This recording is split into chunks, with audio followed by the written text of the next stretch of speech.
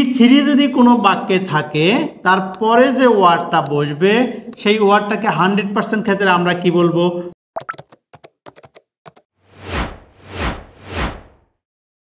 আমাদের আজকের ক্লাসে তোমাদের স্বাগতম। আমাদের আজকের class different parts of speech, যেটা পার্ট 5। এটা কিন্তু আরো 4টা ক্লাস আছে, তোমরা চাইলে করে আসতে পারো। আমাদের একটা বাক্য দেয়া আছে, ইট ইজ ইয়োর গো। এখানে গোটা কোন পার্টস অফ স্পিচ। যদি আমরা বলি গো কোন পার্টস অফ স্পিচ, তাহলে সহজেই বোঝা যাচ্ছে, অনেকেই ধরবে এটা কি ভার্ব। আসলে এটা ভার্ব নয়, কারণ স্থানকাল পাত্রভেদে যে কোনো ওয়ার্ডের রূপ পরিবর্তন হতে পারে, যেমন সেটা আবার পার্টস অফ স্পিচগত পরিবর্তন হতে পারে। খেয়াল রাখতে হবে, এই যে এইটা হচ্ছে আমাদের পজিটিভ অ্যাডজেক্টিভ।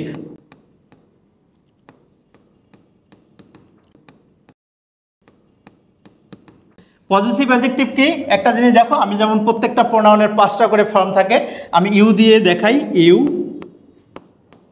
ইউ, ইয়োর,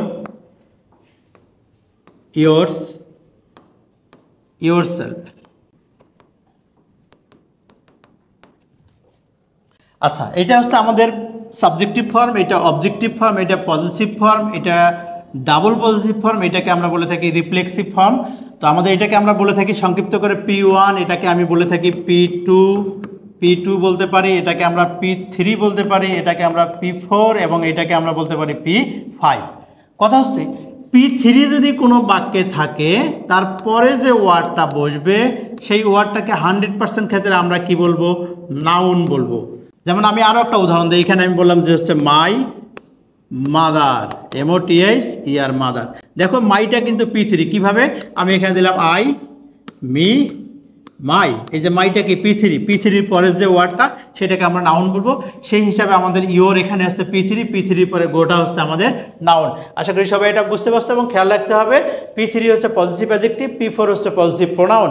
এই প্রোনাউনের চ্যাপ্টারটা তোমরা পড়ে নিতে পারো। যদি তোমরা এই ক্লাসগুলো করে না থাকো এবং বুঝতে না পারো, তাহলে আমাদের কিন্তু একটা অনলাইন ক্লাস চলছে, চাইলে তোমরা সেখানে অংশগ্রহণ করতে পারো। সবাই ভালো থাকো, সুস্থ থাকো, সবার জন্য শুভকামনা থাকলো। আল্লাহ হাফেজ। ভর্তি হতে ভিজিট করুন www.online.rcctube.com অথবা কল করুন 09613 662 000 এই নাম্বারে।